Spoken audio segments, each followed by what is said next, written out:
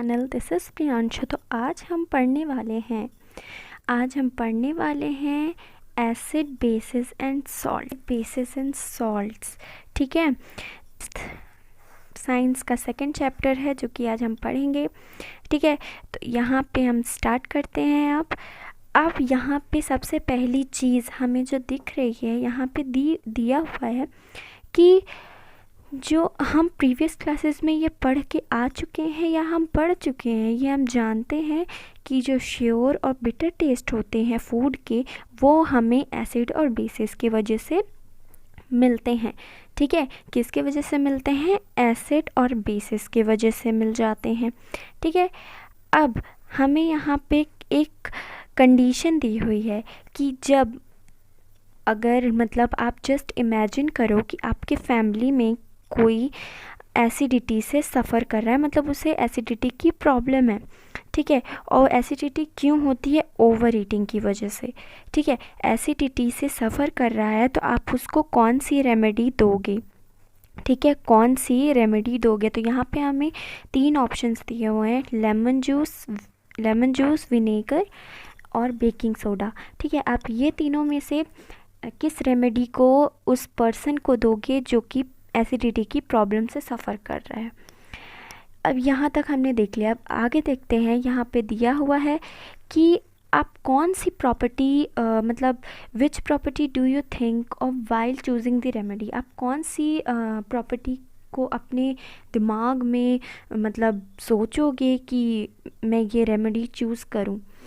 तो ये आप अच्छे से जानते हो, एंड मैं भी ये जानती हूँ कि आपको पता होगा कि आप अपनी ये नॉलेज यूज़ करोगे कि अगर एसिड हो तो हम बेस कर सकते हैं और बेस रहे तो हम एसिड कर सकते हैं। क्यों? क्योंकि जो एसिड या बेस का जो इफ़ेक्ट है उसे न्यूलिफाई करने के लिए, न्यूट्रलाइज करने के लिए। ठीक है, ना तो वो एसिड हो ना तो वो बेसिक हो, बिल्कुल न्यूट्रलाइज हो जाए। तो वही चीज़ है, आप अच्छे से अपने बुक में देख लेना तो अब आपको और अच्छे से समझ में आ जाएगा। ठीक है, अब हम आगे देखते हैं। आगे हमें क्या दिया हुआ है कि आप recall how we tasted sour and bitter substance without tasting them. तो यहाँ पे हमें बहुत अच्छी चीज़ दी हुई है, एंड हम ये सब जानते भी हैं कि श्योर और बिटर टेस्ट को, बिटर सब्सटेंसेस को हम बिना टेस्ट किए किस तरीके से जान सकते हैं, किस तरीके से पहचान पाते थे। तो ये आप अच्छे से जानते हो। किसकी वजह से? लिटमस पेपर की वजह से, है ना। लिटमस पेपर की वजह से हम जान जाते थे। अब यहाँ पे हम देखते हैं कि एसिड क्या होता है। एसिड का डेफिनेशन क्या? अगर आपसे एग्ज़ाम में पूछ देता है कि व्हाट इज़ एसिड्स, तो आप ये लिख सकते हो, acid are sour in taste. Acid sour होते हैं टेस्ट में, खट्टे होते हैं टेस्ट में। And change blue litmus to red, blue litmus red में चेंज हो जाते हैं। ठीक है, बिल्कुल उसी तरह से bases are bitter and change the colour red litmus to blue. ठीक है, जो बेसिस होते हैं वो बिटर होते हैं टेस्ट में, और अपने कलर को लिटमस पेपर में, लिटमस सॉल्यूशन में या लिटमस पेपर में वो अपना कलर रेड से ब्लू कर लेते हैं। ठीक है, यहाँ तक हमने देख लिया। अब यहाँ पे पूछा जा रहा है, मान लो अगर आपसे ये पूछ लिया जाए कि व्हाट इज़ लिटमस, तो आप लिटमस ये लिख सकते हो कि litmus is a natural indicator. Litmus एक नेचुरल इंडिकेटर है। ठीक है, बिल्कुल छोटा सा डेफिनेशन। ठीक है, अब यहाँ पे हमें कुछ इंडिकेटर्स के बारे में जानने को मिलेगा, तो चलो देखते हैं इंडिकेटर्स के बारे में।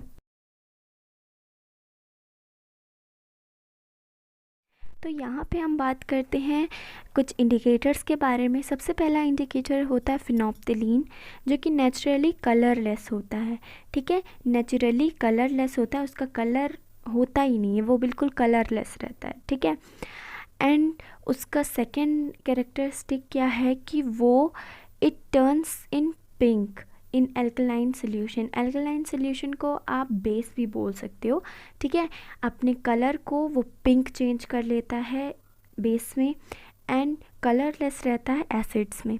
ठीक है, आप कैसे आपको क्या मैंने बोला, जो फिनोप्थिलीन होता है वो बेसिक सोल्यूशन में अपने कलर को पिंक में चेंज कर लेता है, और एसिड्स में वो कलरलेस ही रहता है, उसमें कोई चेंज नहीं होता, ठीक है। एंड अब हम पढ़ते हैं मिथाइल ऑरेंज। मिथाइल ऑरेंज भी एक इंडिकेटर है, जो कि एक पीएच इंडिकेटर है, ठीक है। और ये एसिड में रेड शो करता है। जब मिथाइल ऑरेंज को हम एसिड के साथ मतलब उसे मिक्स करते हैं तब वो रेड में चेंज हो जाता है, और बेसिक में अगर हम मिक्स करते हैं तो वो येलो में चेंज हो जाता है। उसी तरीके से सेम नेम वाले हैं मिथाइल रेड, ठीक है। तो मिथाइल रेड भी बेसिक में येलो शो करता है और एसिड में रेड। अब हम देखते हैं ओल्फैक्टरी इंडिकेटर्स क्या होते हैं। ओल्फैक्टरी इंडिकेटर्स के बारे में, ये जो जितने भी हमने इंडिकेटर्स पढ़े वो अब किस तरीके से बताते हैं एसिड या base, change in colour, change करके वो बताते हैं कि एसिड है या बेस है। लेकिन ओल्फैक्टरी इंडिकेटर्स वो इंडिकेटर्स होते हैं जो कि सब्सटेंस का ऑर्डर करके, मतलब उसकी स्मेल को चेंज करके बता देता है कि वो एसिड है या बेस है। यहाँ पे कुछ एग्जाम्पल दिया हुआ है ओल्फैक्टरी इंडिकेटर्स का। यहाँ पे देखो, वनीला, ऑनियन, क्लोव, ये सारे ओल्फैक्टरी इंडिकेटर्स होते हैं, ठीक है। अब आगे चलते हैं और देखते हैं आगे क्या हमें दिया हुआ है। ये जो एक्टिविटी है ये बहुत इम्पॉर्टेंट एक्टिविटी है, इससे बहुत सारे क्वेश्चंस भी बन सकते हैं। तो आप लोग ये टेंशन मत लेना कि ये कैसे बनेगा। तो ये मैं आपको अपने सेकंड वीडियो में आपको इसका मतलब मैं एक्टिविटीज़ के एक सेकंड वीडियो बना दूंगी जिसमें आपको और समझ में आने लगेगा, ठीक है। आज के लिए इतना ही, एंड थैंक यू वेरी